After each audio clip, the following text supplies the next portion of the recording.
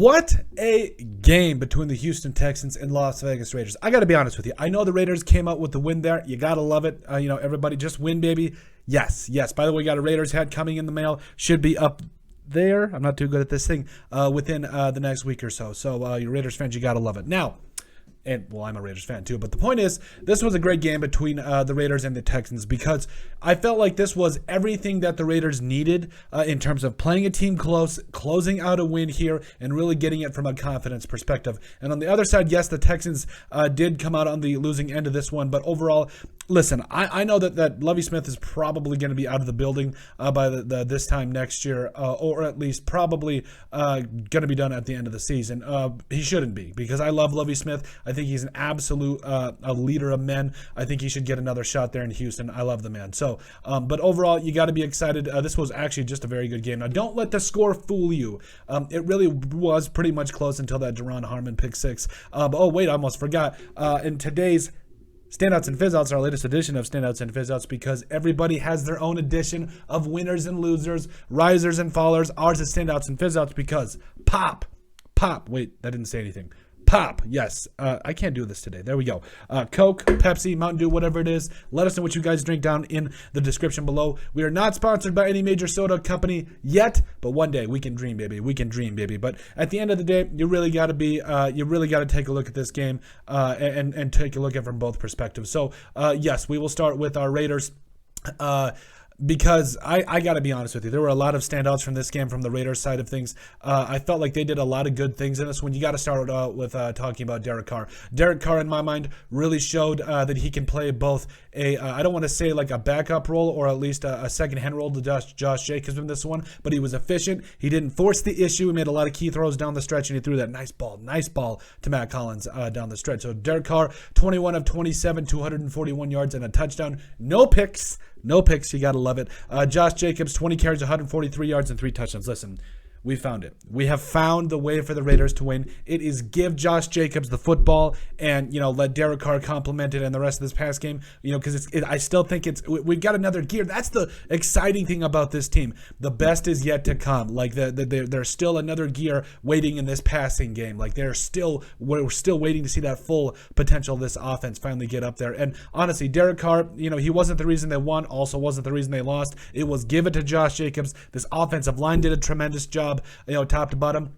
I'll say it. Dylan Parham should never come off the field. Just an absolute rock there at left guard. I love to see it, as well as Thayer Montford, who I thought had a pretty good game as well. But overall, but it wasn't just Josh Jacobs either. DJ Turner on a couple of those end arounds. I love to see him getting involved. I would love to see him more on like screens and stuff. The dude's just a playmaker. Zamir White got it in there. Like just overall, the Raiders have been able to run the football, and you love to see it. You love to see it. For me, another standout, obviously. Oh, by the way, yeah, we needless to say, Josh Jacobs is a standout as well as DJ Turner. But Devontae Adams, another standout for me. He had 8 catches, 95 yards, no touchdowns. But between him and Hunter Renfrow, who had 3 catches for 55 yards, we really saw this team really starting to come together. I love to see it, and they did a lot of good things. Matt Collins caught that 26-yard touchdown pass from Derek Carr, which was a rope on a rope. You love to see it.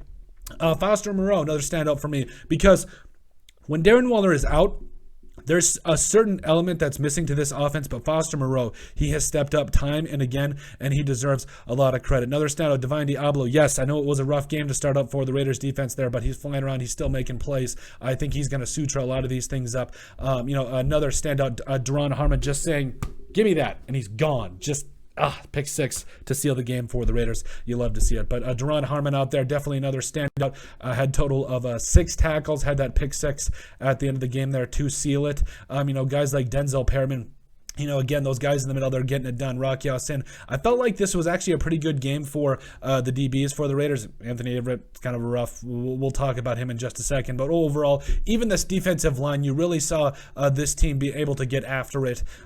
Just overall, from whether it was bringing in Cleveland Farrell, Chandler Jones, who both got in on a sack today. That was great to see, as well as, Max Crosby. There was a slant pattern that Davis Mills threw right away in the game, and Max Crosby was right in his face. Just right there. So Max Crosby just continuing his dominance. Didn't get a sack, but he's just an absolute beast there at that other defensive end spot. And then, we touched on Foster Moreau, those guys, the pass rushers. I really felt like this was a game where they found themselves. Like they were able to go out there and do a lot of different things. Now, it didn't necessarily show up on the stat sheet. You only had one sack, but I love what the Raiders are doing in terms of mix matching and bringing all these different guys, doing all these different things, because that's what you need to win in today's NFL. You don't need one, you don't need two pass rushers. You need a plethora of guys that can just come in, get the job done, and just get after the passer. And I think that's finally what the Raiders are doing, and getting guys like Clelin Ferrell as well as Malcolm Koonce. I would like to see still more of him, but it is what it is. But again, you love to see guys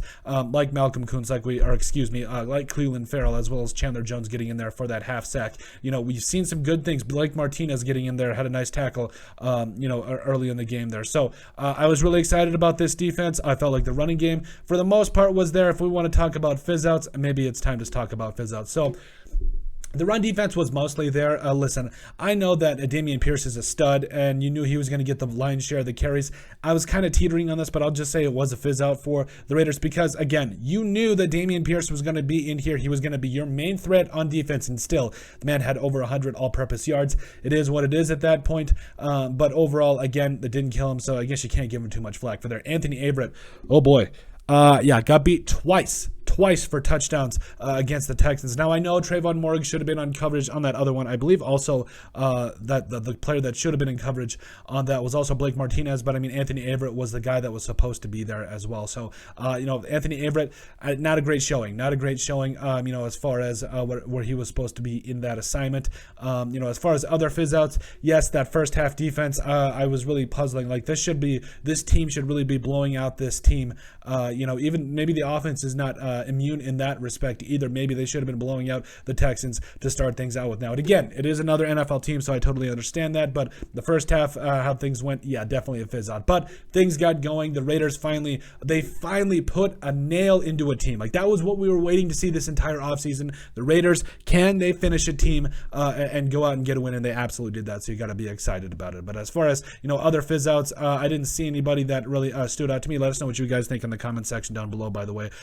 Daniel Carlson had a pretty good day, so you really can't be too mad about that. Davis Mills. So, shifting gears to the Texans, I know Davis Mills was far from perfect, but I really like me some Davis Mills. I really do. I know the Texans, they're probably going to go trade up for CJ Stroud or maybe get that pick. I don't know. The point is, Davis Mills is a good quarterback. Like, when I say good, I know I got flack in the comment section for that. Like, we've seen a lot worse. We have absolutely seen a lot worse. Like, he put some throws on some lasers, and I thought he did a really good job there. But finished the day of 28 of 41 for 302 yards, 2 touchdowns, and 1 interception. Dameon Pierce, like we mentioned, had over 100 all-purpose yards, including 92 on the ground. Zadare Ogunbowale, I apologize for any mispronunciations, but 33 showed up. Let's put it that way. 33 absolutely showed up, had himself over 60 all-purpose yards. Definitely another fizz out or a standout for me. Excuse me.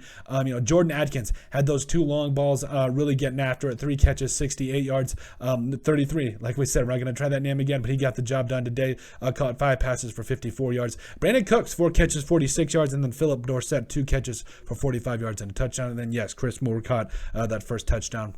That was that was Chris Moore. 2 catches for 20 yards and that touchdown. Defensively, it was rough. The run defense clearly for the Texans wasn't up to par, and that's what kind of opened up everything else for the Raiders. But listen, this team is young. It's flying around. It's making plays. I think Derek Stingley Jr. was, okay. A lot of the secondary was meh. Again, overall, it wasn't because Davante Adams beat you. There's something to be said of that, though, because it wasn't because of Davante Adams. It wasn't because of Hunter Renfrow, DJ Turner, none of those guys. So I got to give the Texans secondary kind of a pass on this one. Like, I felt like they did pretty good. We'll call them a standout for love's sake. So, yes, Christian Kirksey, had 9 tackles there. Jonathan Owens also had 10 tackles. But anytime a DB is having 10 tackles, usually not a good thing. That defensive line, I know that Rasheem Green, who's a standout for us, had a sack, but the rest of these guys, they need to get after it. Jalen Pitre, I continue to like what I see from him. I think he's going to be a really good player in this league. But I do think that this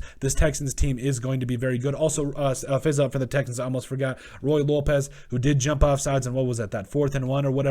Listen, Roy Lopez, I felt, has played admirably at times. However, I think that you were in that situation as a defensive lineman. You know, your coaches drill it into you in that situation. Watch the football. Like, you have to know it in that high leverage spot. It gave the Raiders a little bit of life, let them score that touchdown, which was, in my mind, that was really what broke the camel's back. It wasn't the pick six. I know, because you got to remember, the Raiders already had, an 11-point lead at that time. So, I mean, that was really something that's coachable. That is something that, honestly, that Lopez and company need to know beforehand. But it is what it is at this point. The Texans, live to see another day. It is, as far as, the positive pieces are there.